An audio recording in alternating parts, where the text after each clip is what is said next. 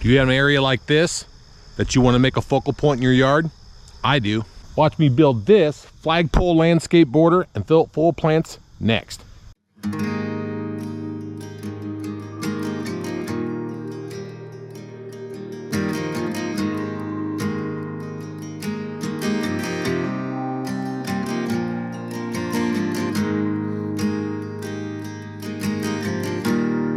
Let's talk about my problem. So you come up my driveway, you come across the beautiful flagpole, and look at the bottom of it. Very barren, plain, boring, whatever you want to call it, it can definitely be better. Okay, here's the stone from the leftover from the house. Don't know how much is buried in there. I think it's a pretty good amount, if I remember right. Had a lot of different options I wanted to use for this, and I finally figured out this is probably the best because those are some oddball shapes there. It's going to take some work to get these level or somewhat level on the ground. Thought about using them at the mailbox, thought about using them in the back of the house, but I thought putting them in the front of the house, they'll match the front landscape of the house and it should tie everything together really nice.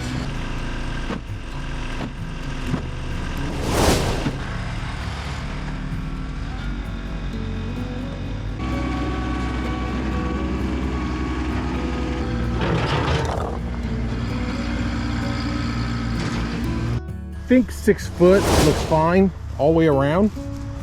A couple things I'm keeping in consideration is I want to put some foundation plants on each side and one in the back.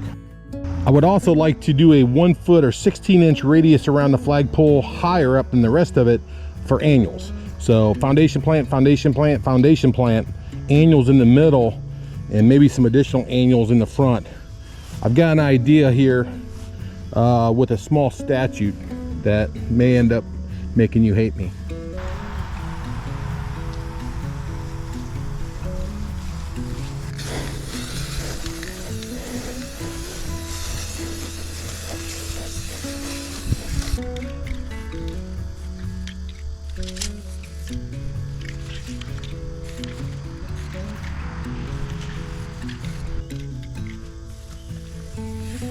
Okay, so let's review. I got my outside rig. That's where the perimeter of my landscaping border will be. I've got 12 inches in between the next circle, which is the canal. I'm actually going to chew out, get the sod off, and we're going to end up putting a material underneath the rocks. I've got this little 3-foot walkway. Now there will be rocks here, but they'll be sunken in. I think sunken in all the way up here. So I'll probably chew all this out with a shovel too. That way I can sink them in and have like a little small sidewalk that actually is flush with the yard. So there'll be ledges on both sides. This will be all the elevated area here. This ring right here is the outside perimeter of my upper deck. I'm not sure if I'll use those, maybe a smaller version if I got some, maybe on edge, or I got some pavers that I could possibly use over there too. Put those on edge, make it real narrow. That way I have more spots for annuals.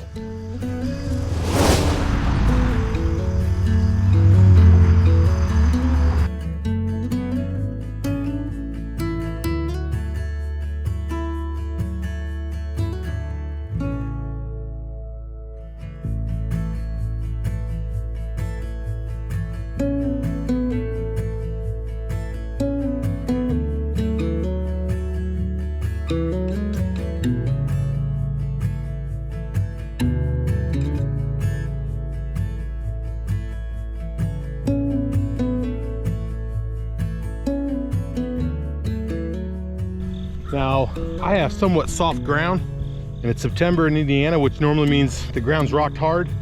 We've had some rain recently, which I think helped out a little bit because the dirt is kind of somewhat moist. But for some of you, I've had homes where the ground has been straight clay and it's impossible to dig.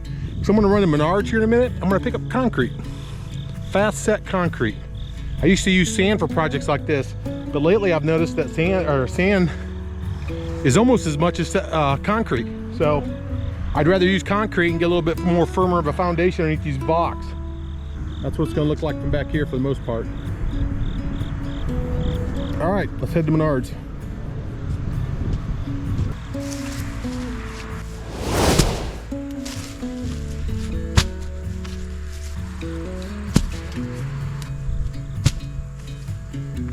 So luckily I had this sand available over my wooded area over there. I got lots of it actually. It's from the paver project back by the smokehouse. But anyways, I'm gonna use that, just throw it down in the hole, and then I'll put the concrete on top of it.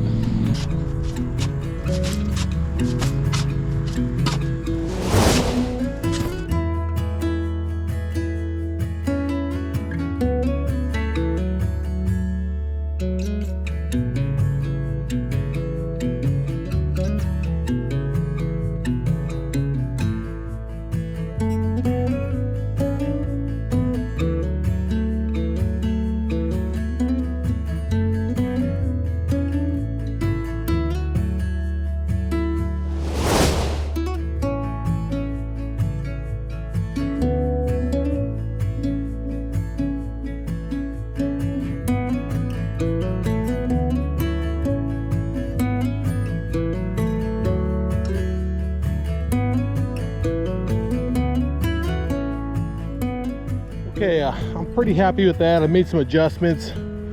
I took some of them out and put more concrete in, raise them up a little bit. You know, the tops on these blocks are all kind of crowned a little bit, so I'm not going to get a perfect straight edge on top, although my OCD is super challenging me on this. But I have to live with it. You know, it's natural rock. I think it's limestone. So I'm going to roll with it. I think it still looks good.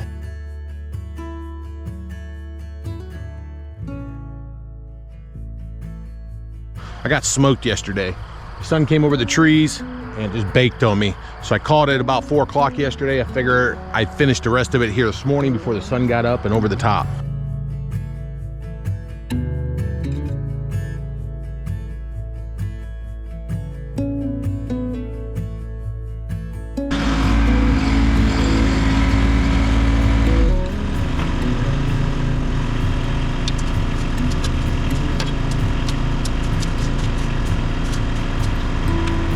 We got the bottom chewed out. I brought some sand in, luckily I had that. If not, I had to go out and buy some bags, which isn't a big deal, but I probably wouldn't have. I've been a little bit more careful about how far deep I go, because you don't want to be wasting material on the ground.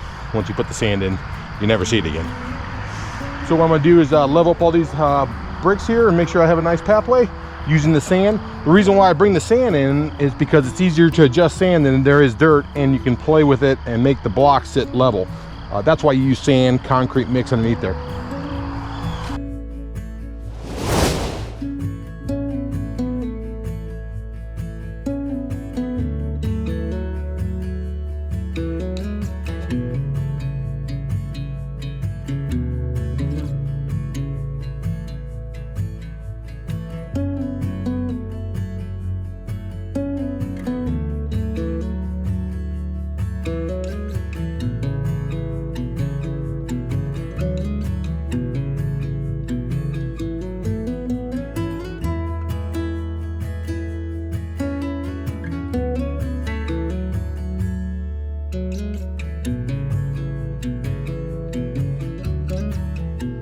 Care what anybody says on the internet, there's nothing easy about stonework / border work ever. It's hard work. You can do it, anyone can do it. It's just hard work. Here's how it pays off though. Looks awesome. I love it. Let's go get some plants. Okay, you gotta love picking out flowers. I'm at the nursery. Let's see what I can find.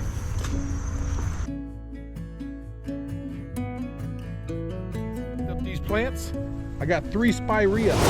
Van Houten, I believe. It's like a white shrub. They get pretty big, so I'll have to prune them up and stuff. And then I got some cone flowers, white and red. Those are pretty traditional. Everybody knows what a cone flower is, and that should really tie in the colors I want.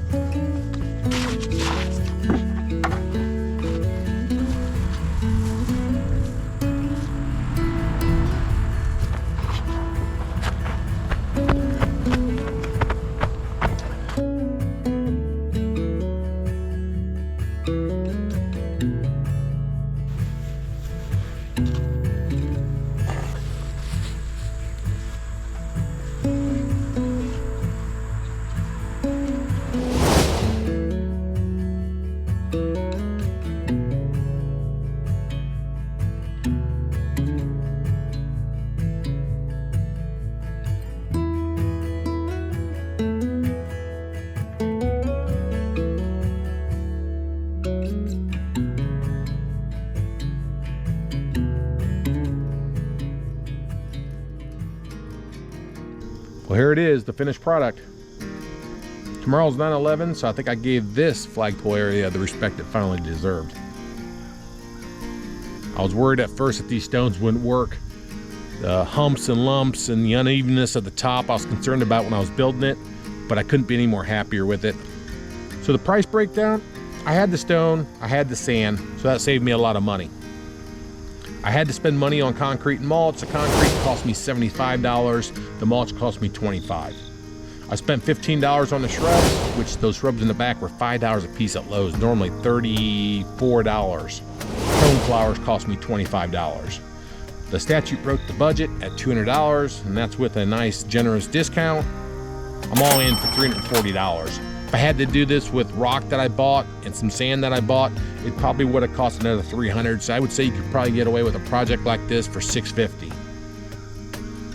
Now keep in mind the labor is free, and that's the battle. Did you like this project? I did. If you want to see more, take a look at these 2 videos. If not, stay tuned. There's more to come. Take care. That's a wrap. If you like these types of videos, give it a like. Make sure you subscribe. Please share with family and friends. And like I always say, I appreciate you spending time with the Home Pro Hero.